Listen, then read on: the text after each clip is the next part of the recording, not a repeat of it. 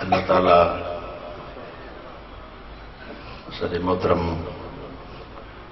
قاری نذیر احمد صاحب سیدی رحمہ اللہ دی قبر تے کروڑا رحمت نازل فرمائے.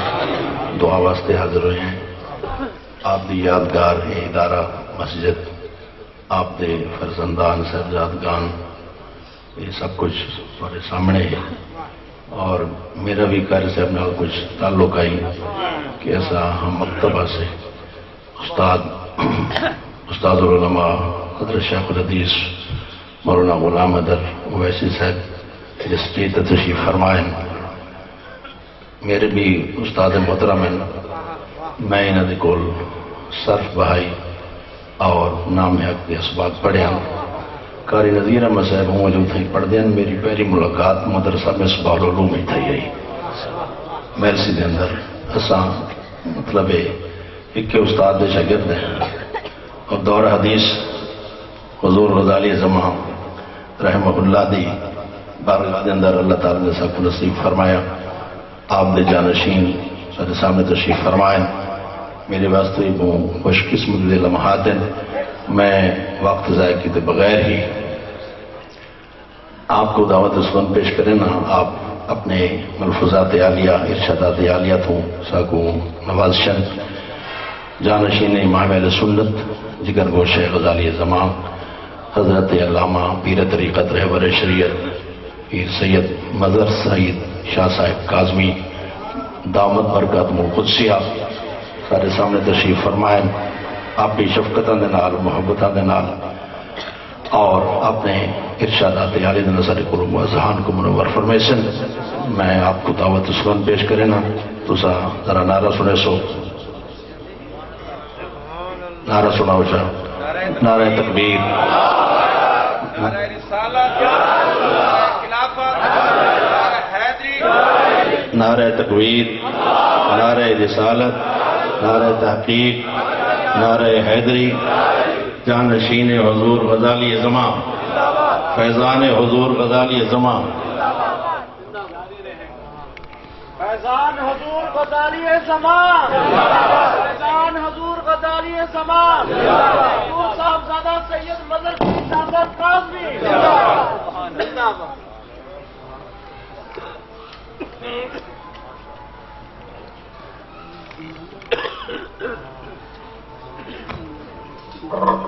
نحمده ونصلي على رسوله الكريم. الحمد لله وكفى وسلام على عباده الذين اصطفى. نحمد الله العلي الأكبر ونصلي على رسوله النبي الأنور وعلى آله وأصحابه السرج الغرر. أما بعد، أعوذ بالله من الشيطان الرجيم. بسم الله الرحمن الرحيم. قل هل يستوي الذين يعلمون والذين لا يعلمون. صدق الله مولانا العلي العظيم وصدق رسوله النبي الأمين ونحن على ذلك لمن الشاهدين والشاكرين والحمد لله رب العالمين. إن الله ملائكته يصلون على النبي يا أيها الذين آمنوا صلوا عليه وسلموا تسليما. اللهم صل على سيدنا مولانا محمد وعلى آل سيدنا مولانا محمد وبارك وسلم. الصلاة والسلام عليك يا سيدي يا رسول الله وسلم عليك وعلى آلك وصحابك يا سيدي يا حبيب الله. ایک مرتبہ آواز بلند تشریف نظرانہ پیش.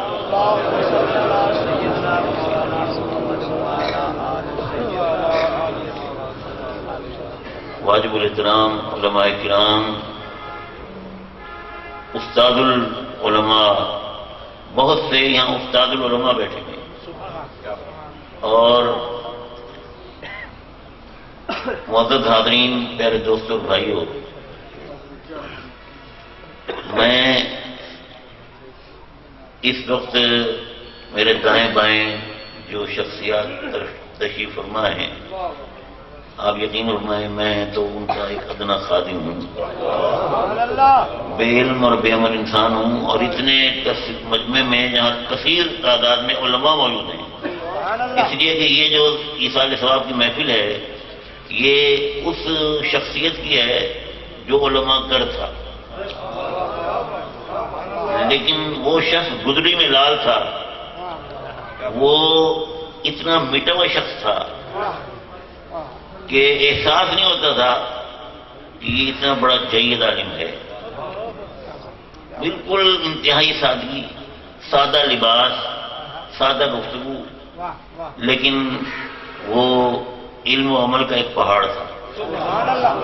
آپ یقین کریں کہ انتہائی متقی اور پرہیزگار انسان. دنیا بھر میں یہ قرب و جوار میں جب بھی مولانا نبی احمد سیدی علیہ الرحمہ کو پتہ چلتا کہ مجھ جیسا سیاکار آ رہا ہے تو آپ یقین کریں وہ اپنی تمام مصروفیات چھوڑ کے پہنچتے تھے اور بڑی ذوق اور شوق سے وہ سیاکار کا خطاب سنتے تھے اور اس میں پھر وہ نعرے لگواتے تھے. میں کیا عرض کروں، کیا شخص چلا گیا دنیا سے، اس پورے علاقے کو ایک طرح سے ویران کر دیا. اب ان کے دیکھنے کو آنکھیں ترستی ہیں. مجھے اگرچہ وہ بہت بیمار ہوئے اور شوگر کا تو بڑا پرانا ان کا عرضہ تھا، لیکن وہ شوگر سے لڑتے جھگڑتے رہے اور قوت مدافعت جو سرکار کی محبت کی ان کے اندر پیدا ہوئی تھی، دین کی خدمت کی، وہ قوت مدافعت جو تھی وہ ان کو اس بیماری کے باوجود ان کے ساتھ وہ رہی اور انہوں نے بیماری سے خوب جنگ کی. لیکن ظاہر ہے وقت آ جاتا ہے اور انسان کو ہار ماننی پڑتی ہے. میرے دوستو، ہر شخص نے دنیا سے جانا ہے اور کوئی یہ نہیں کہہ سکتا کہ موت آئے گی تو میں اسے شکست دے دوں گا، موت آئے گی تو میں اسے جیت جاؤں گا. کوئی یہ نہیں کہہ سکتا. ہر شخص موت کے آگے بے بس ہے. یہ اور بات ہے کہ بعض اللہ کے محبوب ایسے ہیں کہ موت تو آنی ہے لیکن رب کائنات ان کی رضا کو پیش نظر رکھتا ہے اور پھر ان کو موت کے لیے تیار کرتا ہے اور حالانکہ ظاہر ہے کہ موت جو ہے انسان تبھی اسی کے اندر کراہت ہے موت سے. کوئی موت کو پسند نہیں کرتا، لیکن ظاہر ہے کہ یہ وقت تو آنا ہے تو اللہ تعالیٰ اپنے ان محبوبوں پر جنت کی بشارتیں پیش کرتا ہے، نامہ جنت پیش کرتا ہے، محل کرامت دکھاتا ہے اور کہتا ہے میرے محبوب بندے دیکھ میں نے تیرے لیے یہ نعمتیں رکھی، میں نے تیرے لیے یہ محل بنایا ہوا ہے. تو وہ موت کی طبی کراہت جو ہے وہ آہستہ آہستہ آہستہ آہستہ ختم ہو جاتی ہے اور پھر جب وہ قبض روح کا وقت ہوتا ہے تو اس وقت اس کے لیے لقائے حبیب سے زیادہ بڑھ کر کوئی چیز ہوتی نہیں. میرے دوست میں کیا عرض کروں، وہ لیکن ایک بارگاہ ایسی ہے کہ وہاں موت بھی بے بس ہے. ایک بارگاہ ایسی ہے جہاں موت بھی بے بس ہے اور وہ ہے بارگاہ نبوت. وہ ہے بارگاہ نبوت. اب میں کیا عرض کروں، یہ میرے دائیں طرف جو بیٹھے ہیں یہ بالکل اب ان کے قوا مضمئل ہیں، منحنی ہو گئے ہیں، لیکن جس شخص نے دین کی خدمت کی ہے یہ حضرت علامہ مولانا غلام حیدر صاحب اویسی دامت برکات العالیہ. اور اویسی نسبت ان کی حضرت سلطان بالدین صاحب سے. جب سلطان بالدین صاحب کا نام میرے منہ پہ آتا ہے تو اب میرا دل شاد شاد ہو جاتا ہے. وہ ایسی پیاری ہستی تھی اور حضور غزالی رواں سے ان کی جو محبت تھی، یقین کریں ایسا معلوم ہوتا تھا جیسے سلطان بالدین اور حضور کاظم کریم دونوں بھائی ہیں. بس وہ ہستیاں اب دنیا سے چلی گئی. تو یہ حضور غزالی رواں کے شاگرد ہیں، حضرت سلطان بالدین صاحب کے یہ مرید ہیں. تو میان دو کریم ہیں، یہ میان دو کریم ہیں. تو میرے دوستو، میں یہ عرض کر رہا تھا آپ کو، حضرت شاہ صاحب غلام یاسین شاہ صاحب یہ تو سادات کا عظمتوں والا کرانا ہے.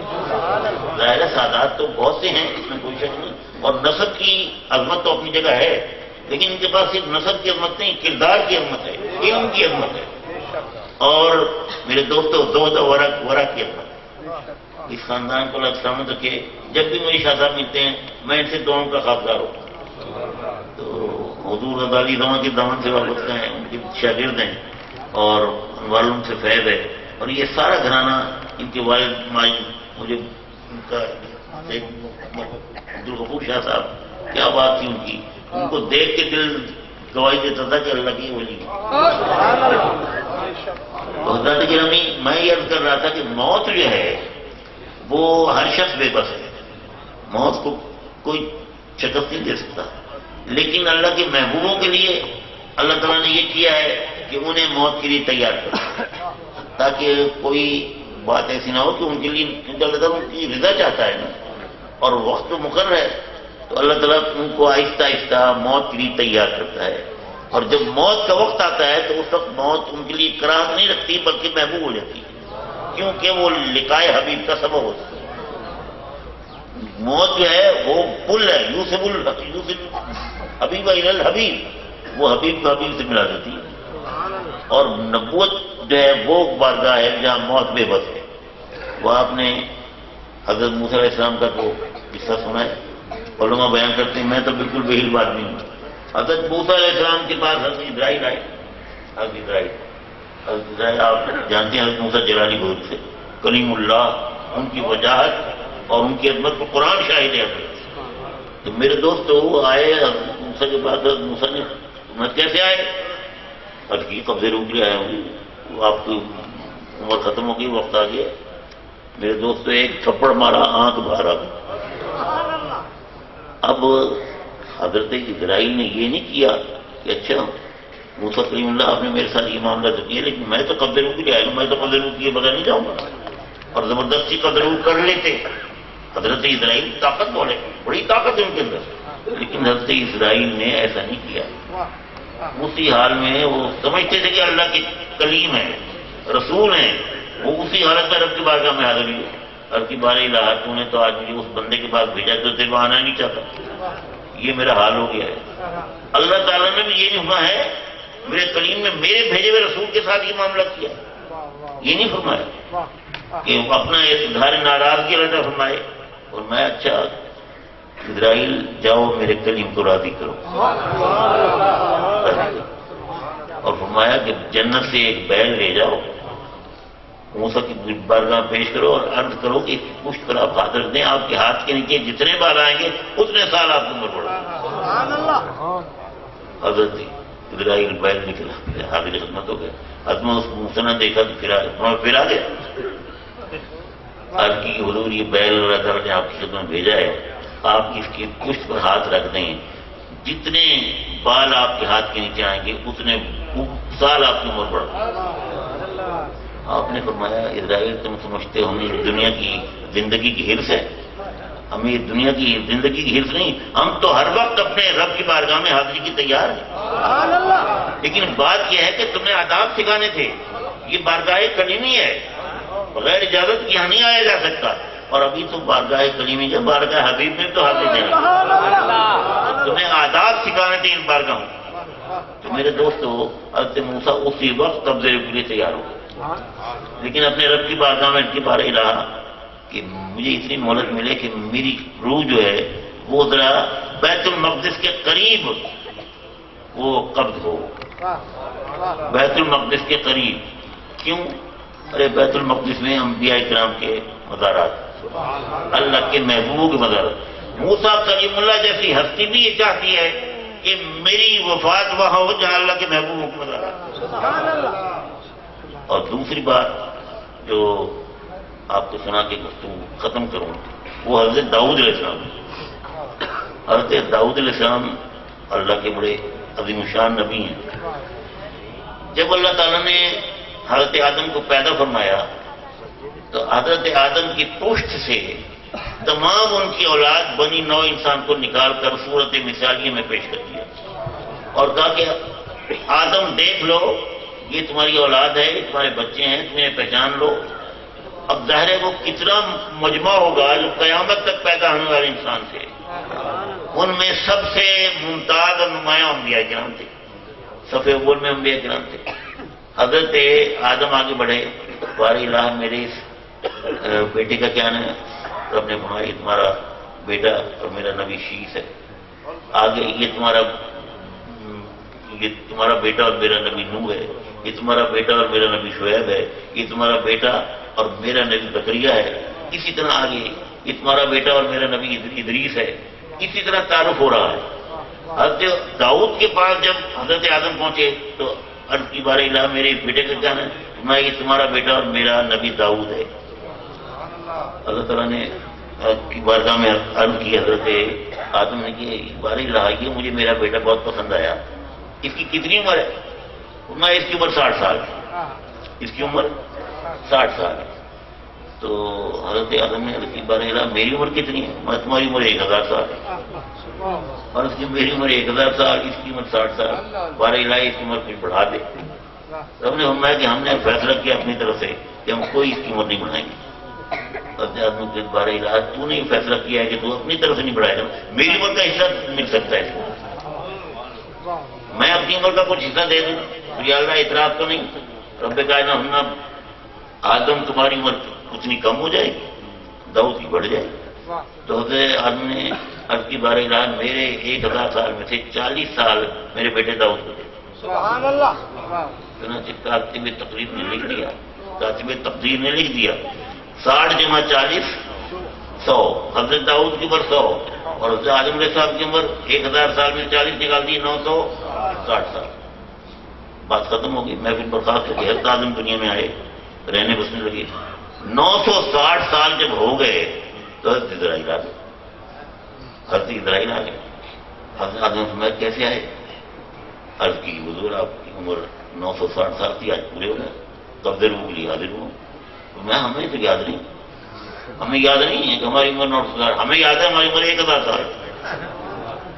1000 سال سے پہلے ہم جانے کے لیے تیار نہیں. آپ دیکھیں یہ رب کائنات نے حضرت آدم علیہ السلام پر نسیان طاری کر دیا.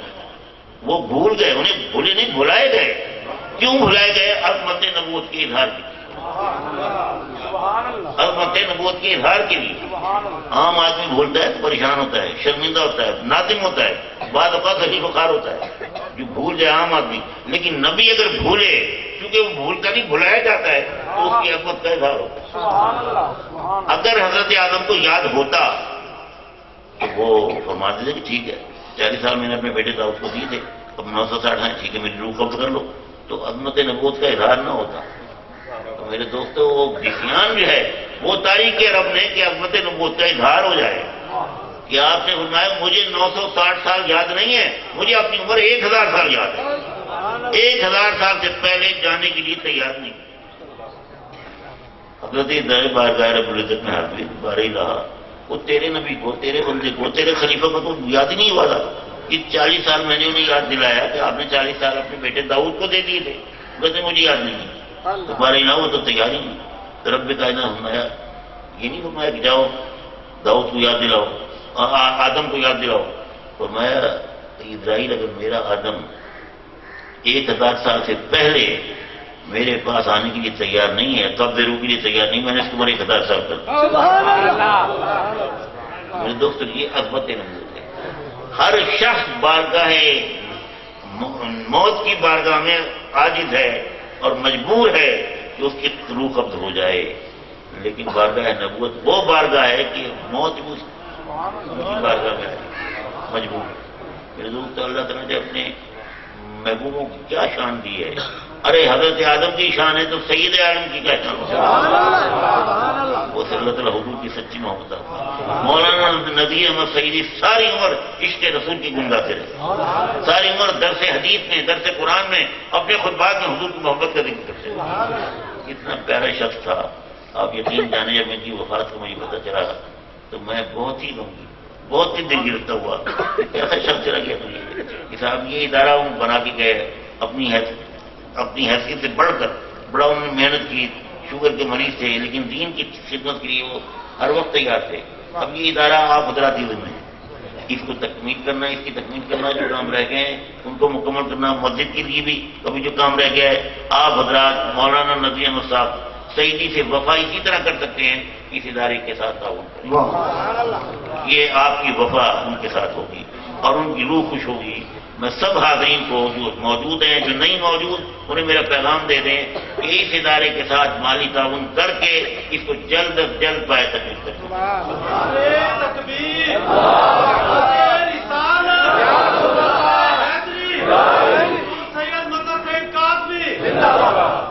حضرات گرامی، یہی پیغام تھا جو میں نے دینا تھا. اللہ تعالیٰ مولانا نذیر احمد سعید کے اس صدقہ جاریہ کو ہمیشہ قائم اور دائم رکھے اور اللہ تعالیٰ اس کی فیض و برکات اللہ تعالیٰ کو عطا فرمائے. اور ان کے ساتوں بچوں کو، 7 بچے ہیں نا، کتنے؟ 4 بیٹے، چاروں بیٹوں کو اللہ تعالیٰ ان کے نقش قدم پر چلائے اور ان کے مشن کو جاری رکھنے کی توفیق عطا فرمائے. آمین. وآخر دعوانا